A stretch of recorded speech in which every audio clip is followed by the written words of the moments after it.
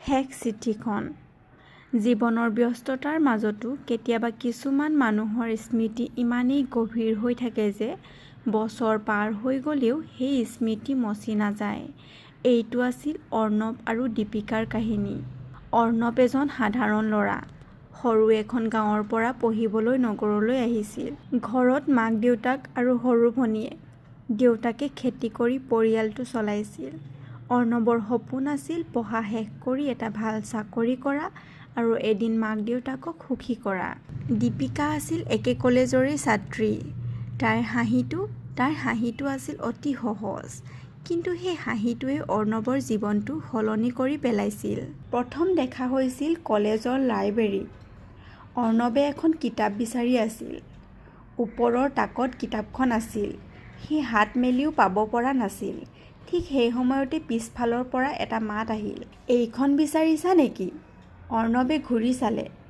দীপিকাৰ হাতত সেই কিতাপখন। অৰ্ণৱে লাজুক হাঁহি এটা মাৰি ক'লে, হয়, ধন্যবাদ।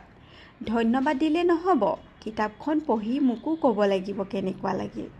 অৰ্ণৱে হাঁহি ক'লে, ঠিক আছে। সেই সৰু কথাটোৰ পৰাই আৰম্ভ হৈছিল এটা সম্পৰ্ক। প্ৰথমে বন্ধুত্ব, তাৰপিছত প্ৰতিদিনে কথা, কলেজৰ কেণ্টিনত একেলগে চাহ, বৰষুণ আহিলে একেটা ছাতিৰ তলত ঘৰলৈ যোৱা, পৰীক্ষাৰ আগতে ইজনে সিজনক পঢ়িবলৈ উৎসাহ দিয়া, আৰু কেতিয়ানো বন্ধুত্বৰ পৰা সেই সম্পৰ্ক ভালপোৱালৈ গুচি গ'ল, দুয়োৰে কোনেও গমেই নাপালে। এদিন সন্ধিয়া দীপিকাই অৰ্ণৱক সুধিলে, অৰ্ণৱ, তুমি মোক কেতিয়াবা হেৰুৱাবা নেকি? অৰ্ণৱে অলপ আচৰিত হৈ তাইলৈ চাই ক'লে, তুমি কিয় তেনেকুৱা কথা কৈছা? দীপিকাই মূৰ তল কৰি ক'লে, এনেই সুধিলোঁ।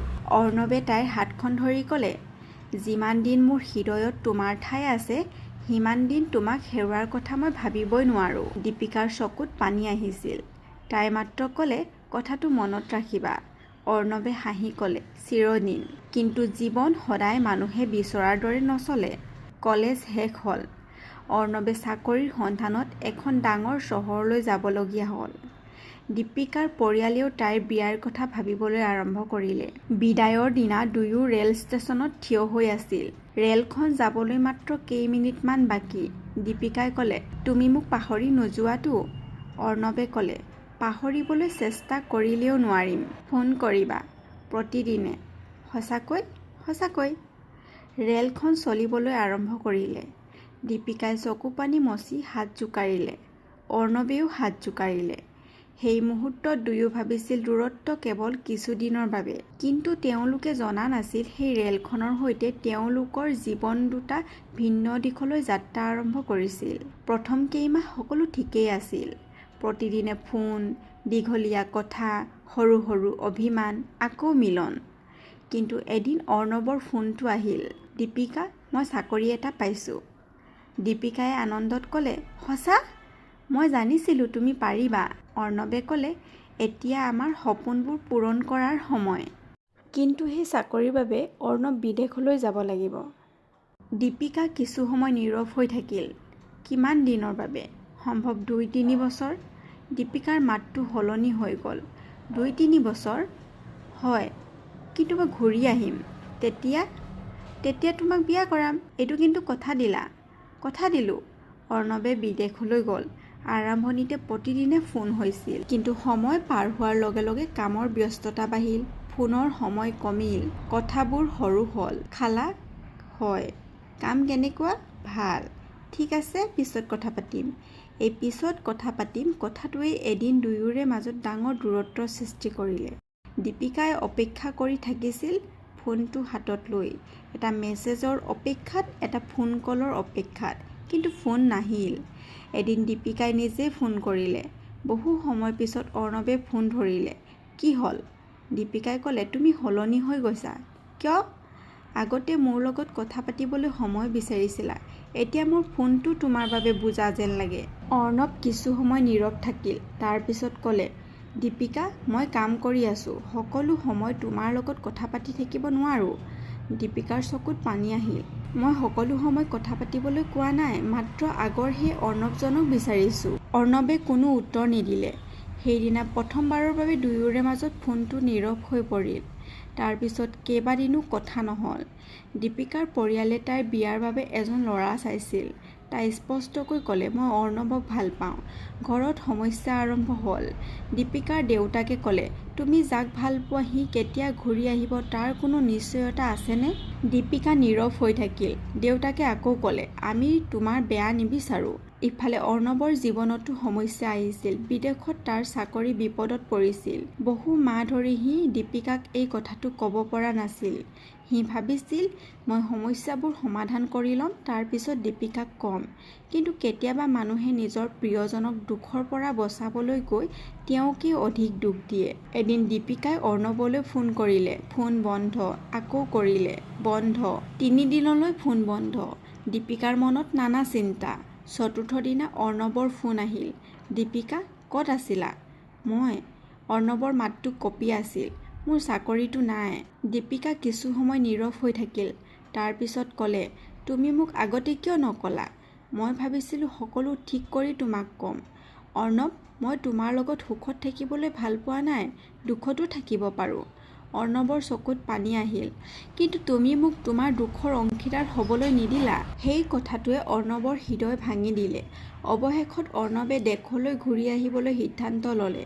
কিন্তু তেতিয়ালৈ বহু দেৰি হৈ গৈছিল। দীপিকাৰ বিয়া ঠিক হৈ গৈছিল।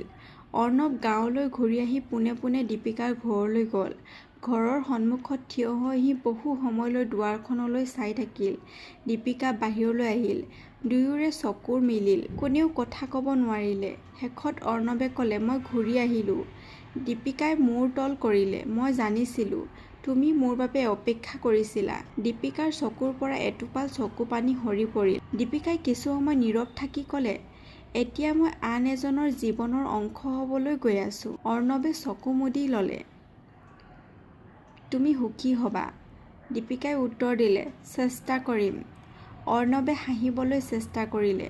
তেতিয়া ময়ো চেষ্টা কৰিম। দুয়ো শেষবাৰৰ বাবে মুখামুখি হৈ থিয় হৈ থাকিল।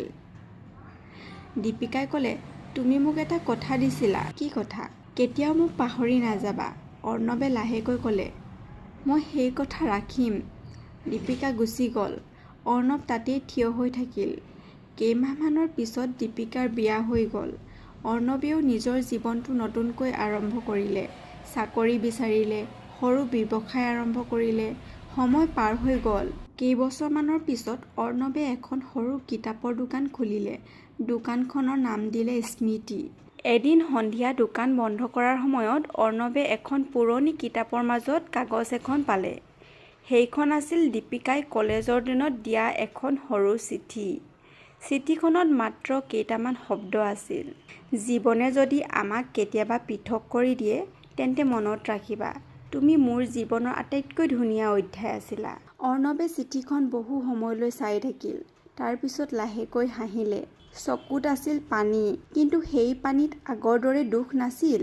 কাৰণ সি বুজি পাইছিল, কিছুমান মানুহ আমাৰ জীৱনত চিৰদিন থাকিবলৈ নাহে। কিছুমান মানুহ আহে আমাক ভাল পোৱা শিকাবলৈ, অপেক্ষা শিকাবলৈ আৰু শেষত এৰি যোৱাৰ অৰ্থ শিকাবলৈ। বহু বছৰৰ পিছত অৰ্ণৱে এখন ৰেলত উঠি বহি আছিল। খিৰিকীৰ বাহিৰত বৰষুণ পৰিছিল। হঠাৎ সি আগৰ সেই ৰেল ষ্টেচনটো দেখিলে, য'ত কেতিয়াবা দীপিকাই হাত জোকাৰি কৈছিল, মোক পাহৰি নাযাবা। অৰ্ণৱে খিৰিকীৰ বাহিৰলৈ চাই লাহেকৈ ক'লে, নাই দীপিকা, মই পাহৰা নাই। মাত্ৰ তোমাক নিজৰ কৰি ৰখাৰ সলনি তোমাৰ স্মৃতিবোৰক নিজৰ কৰি ৰাখিছোঁ। ৰেলখন আগলৈ গৈ থাকিল আৰু পিছফালে ৰৈ গ'ল এটা অসম্পূৰ্ণ প্ৰেমৰ কাহিনী। কিন্তু সেই কাহিনীটো অসম্পূৰ্ণ হ'লেও ভাল পোৱাটো মিছা নাছিল। কাৰণ কেতিয়াবা শেষ নোহোৱা কাহিনীও আটাইতকৈ ধুনীয়া স্মৃতি হৈ ৰয়। আজিৰ কাহিনীটো আছিল ইমানেই। আপোনাৰো নাম যদি অৰ্ণৱ বা দীপিকা হয়, নিশ্চয় কমেণ্ট কৰি জনাব।